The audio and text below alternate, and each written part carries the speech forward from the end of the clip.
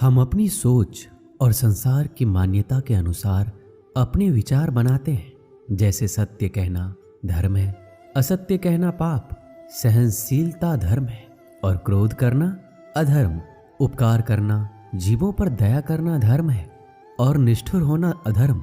परंतु क्या यही सत्य है? क्या कभी कभी परिस्थितियां इन आवेशों को उल्टा नहीं कर देती? करती है। यदि इस संसार में कुछ धर्म है, कुछ पुण्य है, कुछ महान है, तो वह है परिस्थिति के अनुसार चलना। जटायु याद है आपको, जिन्होंने रावण पर क्रोध किया था, उस पर आक्रमण किया था। उस समय जटायु का क्रोध पाप नहीं था, वो धर्म था। इसलिए अंत में उन्हें भगवान राम की गोद मिली।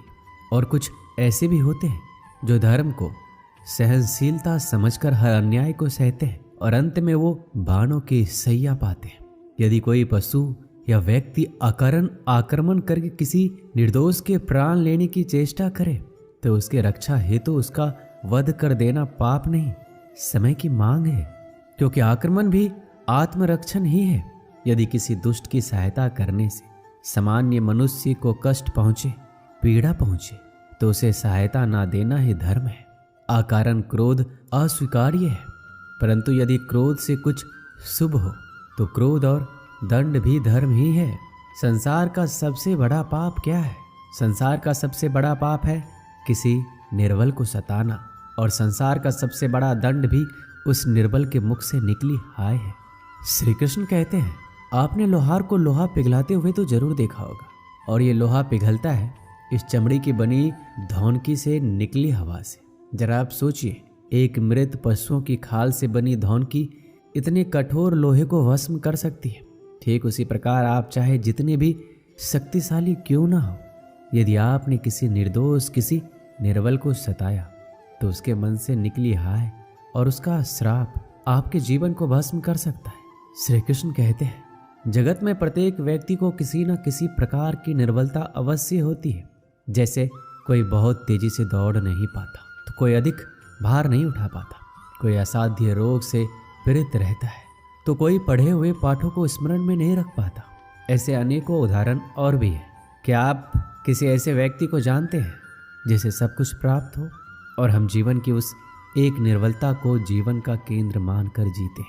हृदय में दुख और असंतोष दोनों सदा रहते हैं। निर्बलता मनुष्य को जन्म से अथवा संयोग से प्राप्त होती है, किंतु उस निर्बलता को मनुष्य अपने ही मन की मर्यादा बना लेते हैं। किंतु कुछ व्यक्ति ऐसे भी होते हैं जो अपने पुरुषार्थ और श्रम से उस निर्बलता को पराजित कर देते हैं। क्या भेद है उनमें और अन्य लोगों में? क्या आपने कभी विचार किया है? सरल सा उत्तर है इसका, जो व्यक्ति निर्बलता से पराजित नहीं होता, जो पुरुषार्थ करने का साहस रखता है, हृदय में वो निर्बलता को पार कर जाता है।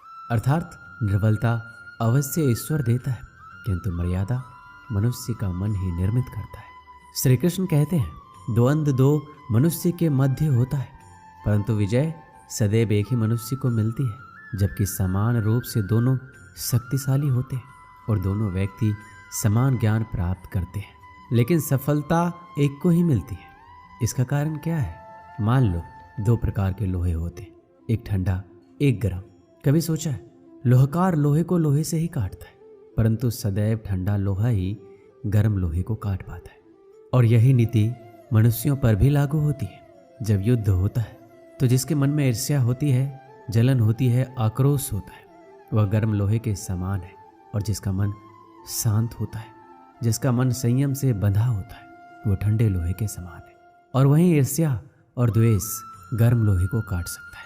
इसलिए यदि जीवन के संग्राम में विजय प्राप्त करनी है तो अपने मन को शांत रखें, क्योंकि गर्म लोहे की भांति ईर्ष्या और क्रोध जैसे भाव को रखने वाला मनुष्य सदैव शांत स्वभाव के मनुष्य के समक्ष निर्बल पड़ जाते हैं। शक्ति ईर्ष्या और क्रोध में नहीं, शांति और संयम में है।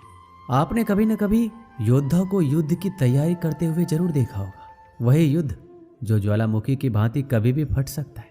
युद्ध वही जीतता है जो युद्ध में व्यतीत होने वाले समय से अधिक समय युद्ध की तैयारी में लगाता है। जो योद्धा अभ्यास क्षेत्र में जितना अधिक समय देगा, रणभूमि में उतना ही कम रक्त बहेगा। एक समान लोहा और तीखी तलवार में अंतर यही है कि एक तीखी तलवार को कड़ी अग्नि परीक्षा से होकर गुजरना पड़ता है, लोहकार की मार खानी पड़ती है। एक तलवार जितनी पीड़ा सहेगी उसका वार उतना ही प्रबल होता है। इसलिए पीड़ा से घबराएं नहीं, उसका सामना करें, उसका अभ्यास करें, क्योंकि यही अभ्यास जीवन के युद्ध में आपको विजयश्री बना सकता है। श्री कृष्ण कहते हैं, यदि आगे बढ़ना है तो अपनों का साथ दो। और ये बात सत्य भी है, और अपनों का साथ देना ही चाहिए। परंतु साथ देने से पूर्व ये अवश्य पहचान लेना चाहिए कि अपने हैं कौन।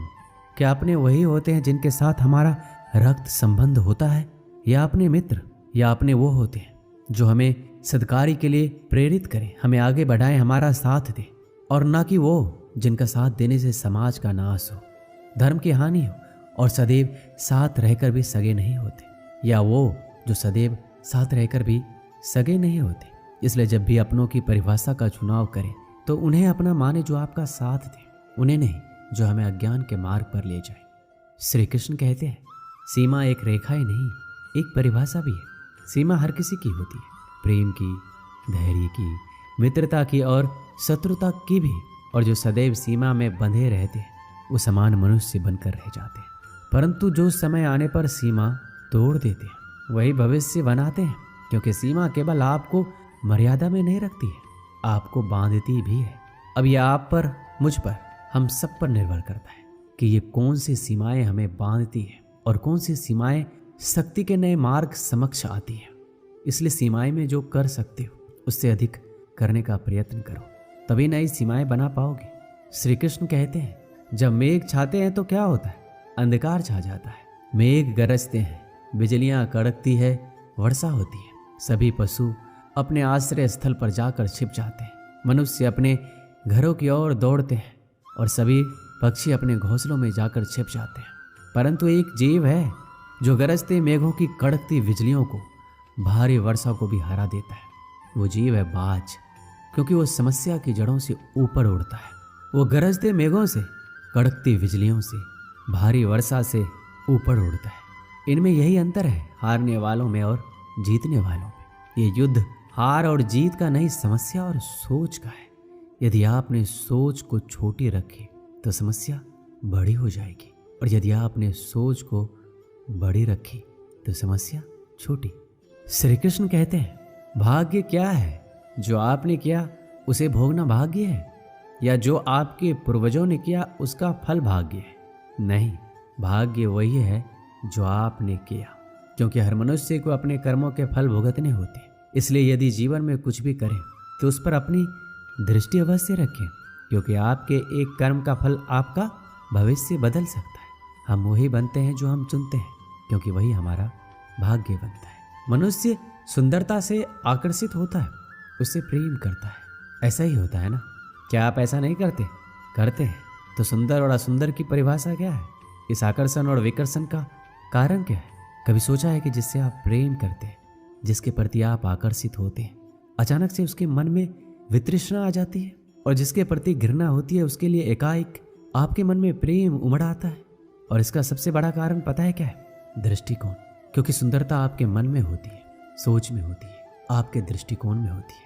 इसलिए किसी को कीचड़ में खिला हुआ कमल सुंदर लगता है, और किसी को निर्मल चंद्रमा में भी कलंक का धब्बा दिख जाता है। यदि आपको सुंदरता अनुभव करनी है तो हर पल आनंद में रहना है, तो आप अपने दृष्टिकोण को सुंदर बनाएं, और अपने आप सब कुछ सुंदर बन जाएगा। श्री कृष्ण कहते हैं, स्वर्ण, सज्जन पुरुष और परोपकारी मनुष्यों की गति एक समान होती है। यदि स्वर्ण टूट जाए तो उसे गर्म करके फिर से जोड़ा जा सकता है। ठीक उसी प्रकार मतभेद होने के पश्चात भी एक सज्जन पुरुष और महान पुरुष फिर से मित्र बन जाते हैं। परंतु दुर्जन, दुष्ट, माटी से बने लोग उस पके हुए मटके के समान होते हैं कि एक बार उसमें दरार आ जाए तो स्वयं ही स्वयं का सर्वनाश कर लेते हैं। इसलिए मित्रता केवल सज्जनों से ही करें, ताकि मतभेद ना हो। दुष्टों का समूह अपना नाश स्वयं ही कर लेता है। यदि कोयले की खान में जाओ तो चाहे जितनी भी सावधानी बरतो, वस्त्र पर कालिख लगी जाती है। इसलिए दुष्ट मित्रों से सावधान। सज्जन शत्रु प्रत्येक परिस्थिति में श्रेष्ठ है। प्रत्येक मनुष्य सफलता पाने के लिए कार्य करता है। कुछ सफल होते हैं, कुछ नहीं होते, और जो सफल नहीं होते वो सदा अपनी असफलता का कारण या तो अपनी परिस्थितियों को बताते हैं या अपने सहयोगियों को दोषी ठहराते हैं। परंतु क्या वास्तविकता में ऐसा ही होता है? क्या कोई परिस्थिति या कोई व्यक्ति किसी की असफलता का कारण बन सकते हैं? उत्तर है हाँ भी और ना भी। कैसे? आपने तितली को देखा होगा, आपने एक मक्खी को भी देखा होगा। प्रकृति ने दोनों को समान गुण दिए हैं रसपान करने का, लेकिन एक तितली जो फूलों पर जाकर उसका रस लेती है और इस अवस्था में नए फूल खिलने की व्यवस्था भी करती है, और मक्खी घाव पर बैठती है, घाव को सराहती है और रोग भी फैलाती है। यदि इसमें किसी बात का अंतर है तो केवल सोच का। यदि आप उचित मार्ग चुनेंगे तो आपको सफलता अवश्य मिलेगा, आप में उत्साह बढ़ेगा, और यदि आप अनुचित मार्ग चुनेंगे तो आपको असफलता मिलेगी, निराशा मिलेगी। अब उचित मार्ग चुनना है या अनुचित मार्ग, यह निर्णय तो आप पर निर्भर करता है। एक बार गिद्धों का झुंड उड़ता उड़ता एक टापू पर जा पहुंचा। वह टापू समुद्र के बीचों बीच स्थित था। वहां ढेर सारी मछलियां, मेढक और समुद्री जीव थे। इस प्रकार गिद्धों को वहां खाने पीने की कोई कमी नहीं थी। सबसे अच्छी बात यह थी कि वहां गिद्धों का शिकार करने वाला कोई जंगली जानवर नहीं था। गिद्ध वहां बहुत खुश थे। इतना आराम का जीवन उन्होंने पहले नहीं देखा था। उस झुंड में अधिकांश गिद्ध युवा थे। वो सोचने लगे अब जीवन भर इसी टापू पर रहना है, यहाँ से कहीं नहीं जाना है, क्योंकि इतना आरामदायक जीवन कहीं नहीं मिलेगा। लेकिन उन सब के बीच में एक बूढ़ा गिद्ध भी था। वह जब युवा गिद्धों को देखता तो चिंता में पड़ जाता। वह सोचता कि यहाँ के आरामदायक जीवन इन युवा गिद्धों पर क्या असर पड़ेगा, क्या यह वास्तविक जीवन का अर्थ समझ पाएंगे। यहाँ इनके सामने किसी प्रकार की चुनौती नहीं है। ऐसे में जब कभी मुसीबत इनके सामने आ गई तो ये कैसे उसका मुकाबला करेंगे। बहुत सोचने के बाद एक दिन बूढ़े गिद्ध ने सभी गिद्धों की सभा बुलाई। अपनी चिंता जताते हुए सबसे बोला, इस टापू में रहते हुए हमें बहुत दिन हो गए हैं। मेरे विचार से हमें वापस उसी जंगल में चलना चाहिए जहाँ से हम आए हैं। यहाँ हम बिना चुनौती का जीवन जी रहे हैं। ऐसे में हम कभी भी मुसीबत के लिए तैयार नहीं हो पाएंगे। युवा गिद्धों ने उसकी बात सुनकर अनसुनी कर दी। उन्हें लगा कि बढ़ती उम्र के असर से बूढ़ा गिद्ध सठिया गया है, इसलिए ऐसी बेकार की बातें कर रहा है। उन्होंने टापू की आराम की जिंदगी छोड़कर जाने से मना कर दिया। बूढ़े गिद्ध ने उन्हें समझाने की कोशिश की, तुम सब ध्यान नहीं दे रहे कि आराम के आदी हो जाने के कारण तुम लोग उड़ना तक भूल चुके हो। ऐसे में मुसीबत आई तो क्या करोगे? मेरी बात मानो, मेरे साथ चलो। लेकिन किसी ने बूढ़े गिद्ध की बात नहीं मानी। बूढ़ा गिद्ध अकेला ही वहां से चला गया। कुछ महीने बीते। एक दिन बूढ़े गिद्ध ने टापू पर गए गिद्धों की खोज खबर लेने की सोची और उड़ता उड़ता उस टापू पर पहुंचा।